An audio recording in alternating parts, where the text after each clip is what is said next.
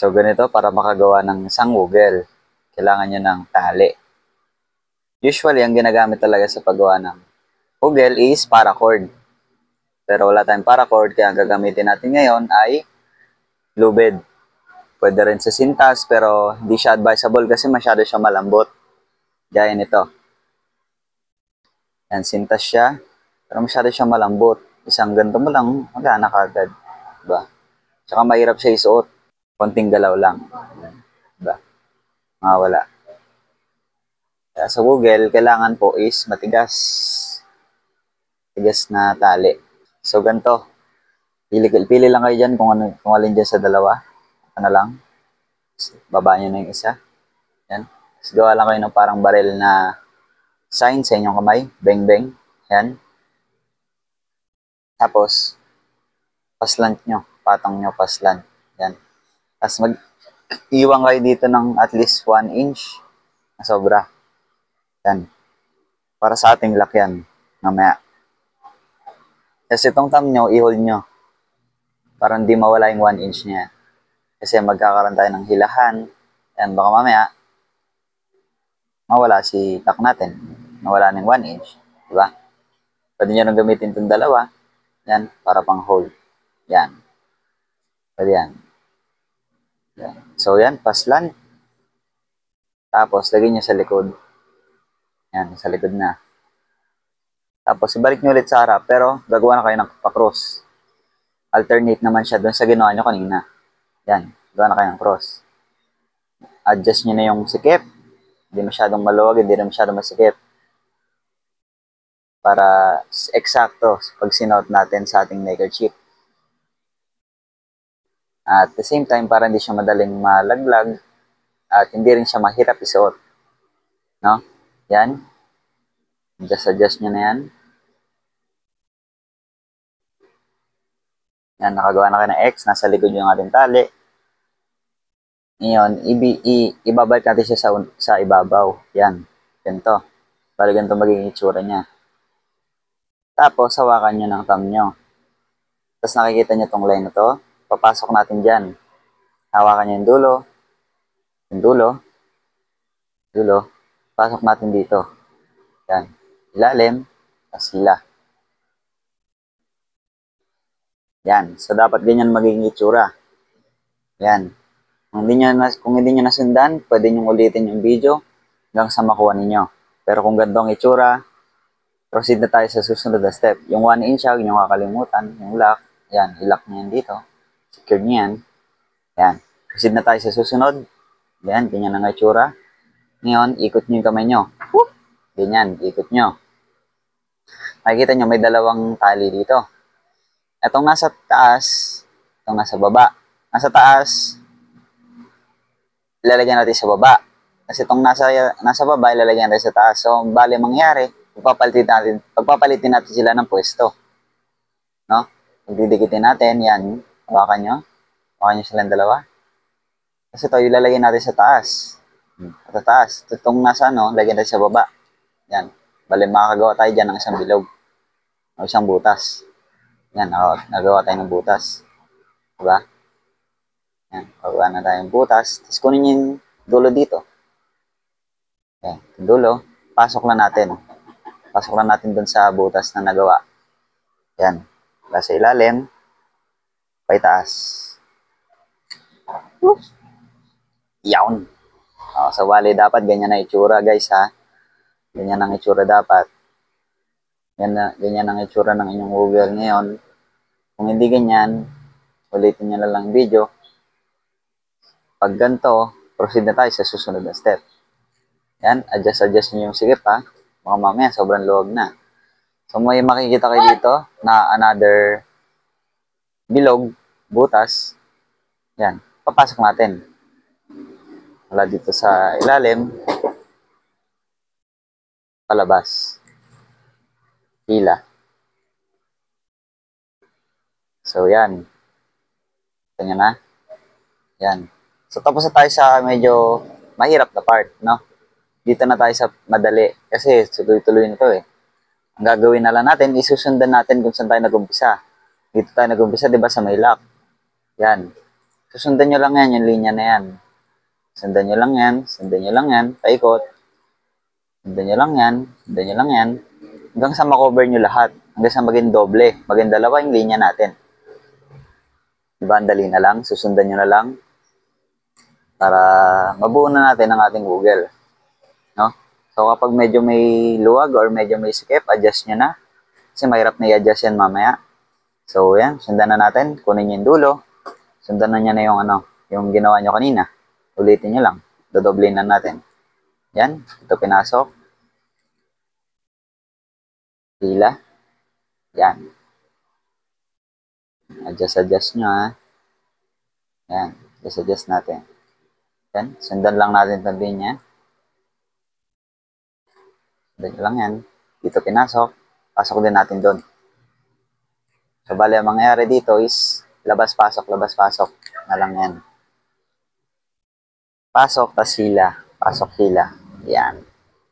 Yan. Naging dalawa na, di ba? Tapos dito. Sundan nyo lang din yan. Dito pinasok, di ba? Pasok na rin. Yan, isa-isay natin ha. Huwag natin madaliin. Kasi pag minadali, papangit. Yan. Pinasok dito, di ba? Tapos nilabas ulit dito. Labas nyo ulit dito. Kasi nilabas siya eh. Labas nyo lang. Yan. Sila. Lain nyo lang yan. Kasi aayos naman yan ng kusa. Okay na, di ba? Nagiging doble na. May progress na tayo. Tapos ikot nyo na yung kamay nyo. Saan kayo komportable? Para mas makita nyo. Yung linya. Yan, sundan nyo lang. Dito pinasok. Doon nyo rin napasok. Pasok. Sila. Pasok, hila lang yan guys. Yan. Tapos ito. Dito pinasok. Doon nyo rin napasok.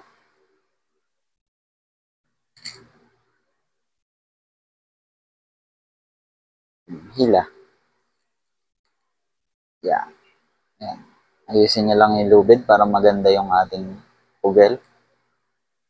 Yan. Sundan nyo lang to. Pasok nyo dito.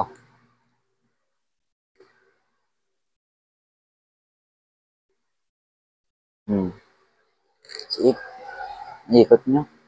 Yan. Sundan nyo lang din to. Dito pinasok. Pasok nyo. Yan. Nakuha nyo yung dulo. Pasok. Isa-isay nyo lang ha. Para hindi masyadong mahirap.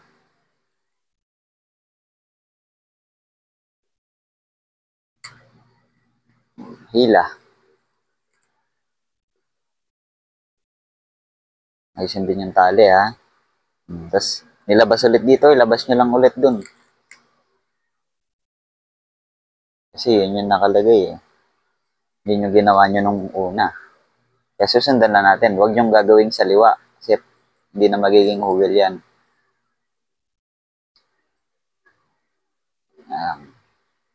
Natin malusot ah. Yan.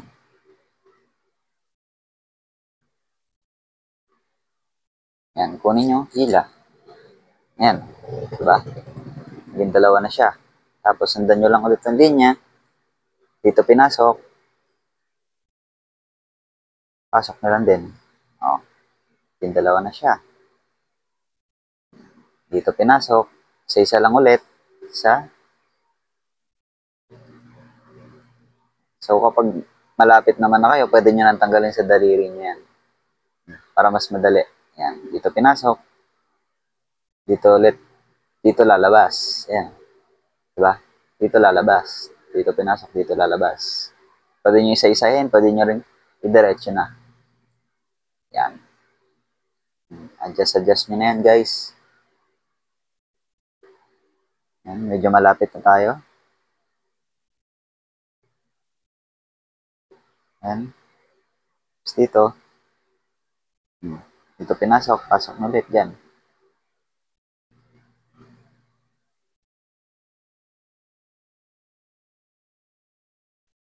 Adjust nyo na.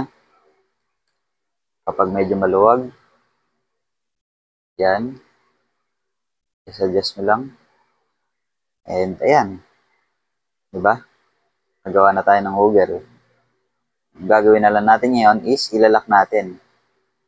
So, ang pinaka-last na step dito, no, pinasok, no? Para maging dalawa to. Para mabuo tong part na to. Pasok lang natin. Ayan. Tapos, adjust konti. Ayan. Adjust yung part na tingin nyo medyo pangit. Ayan. Adjust nyo lang yan. And ayan. Okay na. Problema na lang natin ngayon is paano ilalak. So, sa paglalak, pwede natin dikitan, pwede rin natin sunugin. Pero, mas advisable na dikitan na lamang ng mga, shoe glue, mighty band, para iwas paso rin, no? Iwas sugat. Yan. Ito yung ating hugel. So, ang gagawin natin dito, gupitin natin yung sobra. Ito, sobra sa ating lock. Gupitin natin yan. Kailangan mas mag-isakto lang siya dito para hindi siya lumabas kapag sinuot na natin. Yan, dapat sakto lang siya dyan. Yan, gupitin natin.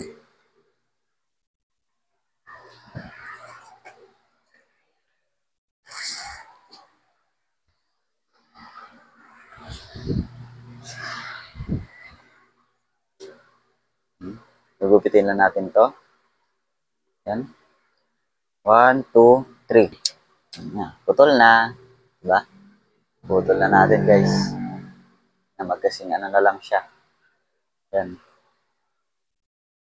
Ito yon. Ito rin yung dulo. Yan. Pag didikitin nyo na lang yan. Dikitin nyo. Tapos dikitan nyo na lang mismo. Ano man, mighty band or shoe glue. Yan. Pwede nyo rin naman sunugin. Ida-direct nyo lang dyan. Hanggang sa malusaw. Tapos, kusa na yan magdidikit pag natuyo. Ingat lang kasi masakit mapaso ng mga ganito. So, ang gagawin natin dito sa wugel na to, isusunugin natin, no? Para mas ma-sure natin na matibay. Mag-iingat lang tayo sa paggamit, no? Hanapin natin yung pagdidikitin natin na part. Ayan, ito. Itong dalawa. Yan. Yan. Tapos, kuha lang kayo ng lighter or pwede rin kandila. Tapos, ang pinakamahalagang part talaga is mag-iingat kayo sa paggamit. No? Yan. Tutok nyo lang din yung yung pinakabutas, pinaka-apoy. Lalabas ng apoy. Tapos, click. Kailangan adjust natin yung lakas. Yan. Mahalaga, mahina lang. Kasi hindi naman natin kailangan sunugin. Kailangan natin lusawin. Yan. Kita nyo, nalulusaw. Hindi. Yan. Kita nyo, diba? Sana kita nyo. Yan. Diba, nalulusaw siya. Didikit na yan kapag nalusaw na talaga siya. Ingat lang sa paggamit, ha. O, yun, nalulusaw na. Diba? Lusawin nyo lang, guys. Huwag yung susunugin, ha. Baka mamaya, mangitim. Pag nangingitim na, sunog na yun. O, yan na. Secured naman na siguro yan. Magkadikit na. Hintayin nyo na lang matuyo para magdikit talaga ng gusto. No? Huwag nyo rin masyadong hawak-hawakan muna. Kasi, basa pa yan.